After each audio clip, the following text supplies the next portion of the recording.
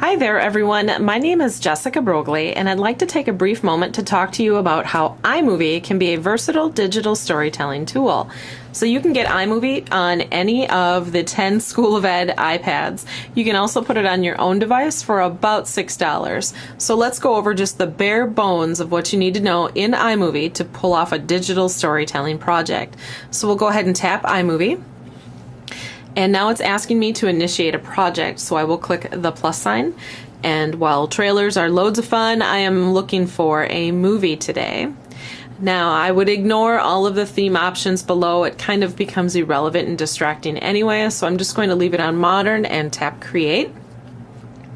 Now from here your instinct might be to tap on the microphone to record the audio, but iMovie does not work that way. It's looking for video or a photo to be inserted first, and then you can record audio over top of that. So I need to insert a bogus picture. Now if my students have already done their illustrations, then I would go ahead and actually photograph that. But if I don't have those done yet, then I'm just looking to just put something in as a placeholder. So I'll go ahead and tap the camera. And right now it's set to take a video, and that would be fine too, but I'm not really that patient, so I will just take photo, and it's just a photo of randomness, of course. So we'll go ahead and click use photo. And now I'm ready to record audio. So at this point I can see maybe we've read a story in class and it's now time for the students to retell the story back to me. I would pick up the iPad and go over to the student or have the student come to a quiet table, and I will tap on my timeline here, my bogus photo, and then carefully tap the microphone. And it's ready to record. I can see the green bars are moving, and I would move the student away from extra audio. iPads are great for this type of project, but it does have to be fairly quiet. So I would move to a hallway, the library, corner of the room, somewhere where you can record just the student's voice and have them fairly close to the iPad. All right, so the student is sitting in front of me. I've now asked them to retell me the story that we read in class, and it's going to count down for the student. And now it's recording audio. I can tell by the red tape here that's building. And even though it will pass up the length of my image, that's perfectly fine. Just keep the student talking. So let's say a minute has passed and they are indeed finished with their super cute story. They'll click, or you'll click stop, and you can play it back. And now it's recording audio. I can tell by the red tape here. And I'll stop it. And if the student wanted to, they could retake the audio by tapping that, and it will delete the original audio and count down from 3 again. I'll go ahead and click accept. So now my digital storytelling project is kind of almost done, but I do not want that silly photo, correct? So I need to add in the real illustration. So the student now has left my table, gone back to their desk, and they're completing their illustration. So let's say that they are done, and it's time to take the right picture. So I'll tap the camera and again flip it over to photo, and I need to take a photo of a brilliant illustration. That's good. Okay, and I'll click use photo. Aha, so now I've got my correct photo.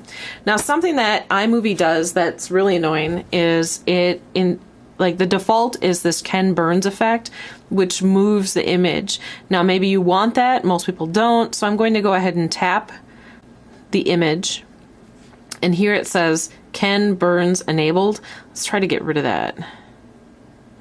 There we go, Ken Burns disabled. Much better. I don't really want my image to move. If you do, then just leave it. Okay, so now I've got to get rid of this image. So I'm going to go ahead and tap on my silly little picture here and tap delete. And now let's try to move my recording up. I tap on it and I'm holding it down and dragging it to the start of my image. Awesome. So now I still notice that my image will stop, won't it? That's not good. So I have some choices here. I could insert more images if I wanted. Let's say the student did 3 or 4 illustrations. I would just keep going through the same process that I just went through. But if I want this image to be the only image, I tapped the image and I'm going to hang on to the end of this image here, and I'm just dragging it and letting go to the end of the image. Perfect. All right, so now I can tap play. And now it's recording audio. I can tell by the red tape here. Perfect. So here we have it, all done. Now it's time to publish, isn't it? So let's tap done. And this little up button here, this little box with an arrow pointing up, I'll tap that. I have some options on where I would like to go with this. I could go to Google Drive. When I tap Google Drive, I've already connected my Drive account. In your case, you would be prompted to put in your username and password for Google Drive. So mine already went to my personal Google account, and then I can download it, I can share it with an instructor, I can do all sorts of things with it. So I'm going to, we'll click cancel. Or let's tap on that box again and see what my other options are. I could don't send it to Facebook, but I could send it to YouTube, which would be really cool. Just keep in mind though that if you're publishing to YouTube, the student should not be using their first and last name. So if I tap YouTube, you would connect your YouTube account. So if you have a Google account, you're about 2 steps away from having a Google account, really. So you can put in your Google username and password, and it may prompt you to do a few more things to get your YouTube channel going if you haven't before. A lot of people have one and they didn't even know it. So you could go through that process. I'll just quickly go through this here. And I already have 2 channels set up, so you just tap your channel. If you don't have a channel, it will probably prompt you to make one. You'll have to click allow.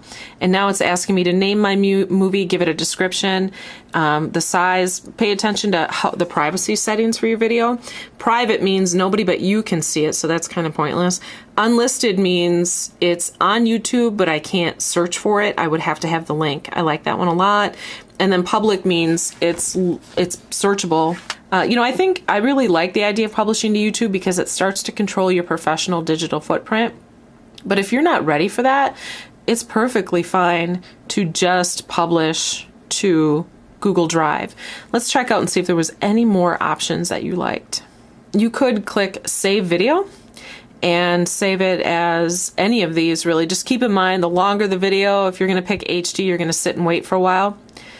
So let me do that again. Save video, HD, and now it's saving to my photos library.